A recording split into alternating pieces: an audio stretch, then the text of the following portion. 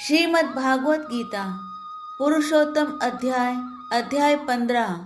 इसका मैं आपको पूरे अध्याय का सारांश बताने जा रही हूँ। कृपया ध्यान से सुनना और इसे अपने जीवन में जरूर उतारना। वास्तविक संबंध को भूलकर शरीर एवं सांसारिक पदार्थों को मैं, मेरा और मेरे लिए मानना ही व्यभिचार दोष है। पीपल, आंवला और तुलसी को भगवत भाव से पूजा करने से वह भगवान की पूजा हो जाती है।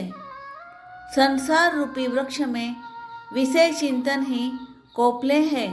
कोपलों की तरह विषय भी देखने में बहुत सुंदर प्रतीत होते हैं, जिसमें मनुष्य आकर्षित हो जाता है।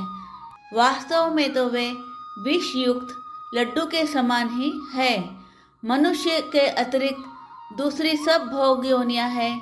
मनुष्य योनि में किए हुए पाप पुण्यों का फल भोगने के लिए ही मनुष्य को दूसरी योनियों में जाना पड़ता है। नए पाप पुण्य करने का अथवा पाप पुण्य से रहित होकर मुक्त होने का अधिकार और अवसर मनुष्य शरीर में ही है। संसार से संबंध विच्छेद करने का आसान उपाय है कि संसार से प्राप्त संपूर्ण वस्तु को अपनी और अपने लिए न मानते हुए उसको संसार की सेवा में लगा देना। सोचो, पाप से धन कमाकर कितने दिन ठहरूंगा। पाप से कमाया हुआ धन तो शरीर के साथ यही छूट जाएगा, किंतु धन के लिए झूठ, कपट, बेईमानी, चोरी आदि पाप तो साथ हो जाएगा। इन दोषों के न छूटने का अहम कारण सांसारिक सुख लेने की इच्छा है।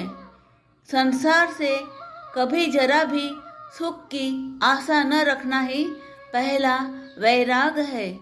दूसरा वैराग्य है अपने सुख के लिए परिवार से अपना संबंध नहीं मानना।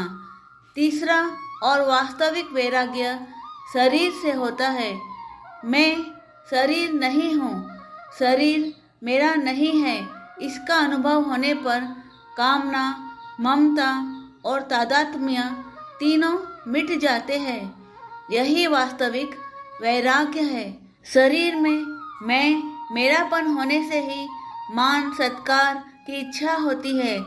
निर्माण उस वस्तु का होना है जिसका पहले से अभाव होता है, और खोज उस वस्तु की होती है जो पहले से मौजूद होती है। परमात्मा नित्य प्राप्त है, इसलिए उनकी खोज होती है, निर्माण नहीं होता। भगवान में आकर्षण होना प्रेम और संसार में आकर्षण होना आसक्ति कहलाती है। ममता, वासना आदि सभी दोष आसक्ति के कारण ही होते हैं। कामनाओं की निवृत्ति ही परम शांति का उपाय है। हम सुख आने पर भी वही रहते हैं और दुख आने पर भी, परंतु मूढ़तावश इन सुख दुख आदि से मिलकर सुखी और दुखी होने लगते हैं। मूढ़ता चले जाने के बाद सुख दुख का असर नहीं पड़ता। भगवान यह वास्तविकता प्रकट करते हैं कि जीव केवल मेरा अंश है। शरीर आदि पदार्थों में न तो इच्छा अनुसार परिवर्तन कर सकते हैं, न अपने पास स्थिर रख सकते हैं, न सदा उनके साथ रह सकते हैं, न साथ ले जा सकते हैं, फिर भी उसको अपना मानते हैं। सोचो, यह हमारी कितनी बड़ी भूल है। भगवान कहते हैं, जीव मेरा अंश होने के नाते न तो मेरे से कभी अलग होता है, न कभी अलग हो सकता है। मनुष्य भूल से शरीर, स्त्री, पुत्र, धन, मकान, मान, बड़ाई आदि नाशवान वस्तुओं को अपनी और अपने लिए ही मानकर दुखी होता है। साधक को चाहिए कि कर्म योग के तहत शरीर संसार को अर्पण कर दे। चाहे ज्ञान योग के तहत शरीर को संसार से सर्वथा अलग कर ले और चाहे भक्ति योग के तहत अपने को भगवान के अर्पण कर दे। यह हमेशा याद रखे कि प्रभु मेरे हैं, मैं प्रभु का हूँ और सब कुछ प्रभु का है। स्थूल शरीर को छोड़ते समय जीव सूक्ष्म शरीर और कारण शरीर को साथ लेकर प्रस्थान करता है। जीवात्मा शरीर के संबंध से पाता है। संसार एक पल भी स्थिर नहीं रहता। संसार क्षण भंगुर है। पृथ्वी में प्रविष्ट होकर संपूर्ण प्राणियों को धारण करना, चंद्रमा होकर संपूर्ण वनस्पतियों का पोषण करना, फिर उनको खाने वाले प्राणियों के खाए हुए अन्न को पचाना आदि संपूर्ण कार्य भगवान की ही शक्ति से होते हैं। भगवान यह रहस्य प्रकट करते हैं कि मैं स्वयं सभी प्राणियों के अंदर मौजूद हूँ। महत्व भाव का ही है, वस्तु, व्यक्ति, कर्म आदि का नहीं। प्रत्येक कर्म की उत्पत्ति अहम भाव से होती है।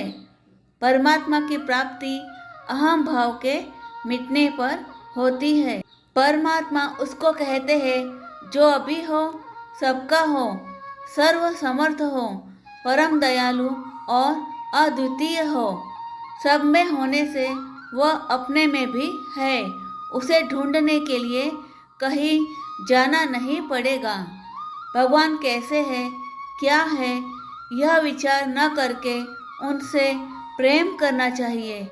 मनुष्य से सबसे बड़ी गलती यह होती है कि जो शरीर संसार का है उसे अपना मान लेता है और जो वास्तव में अपना है उस परमात्मा को भूल जाता है।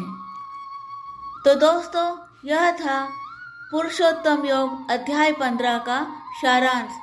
इसे पढ़ने से, सुनने से मोक्ष की प्राप्ति होती है।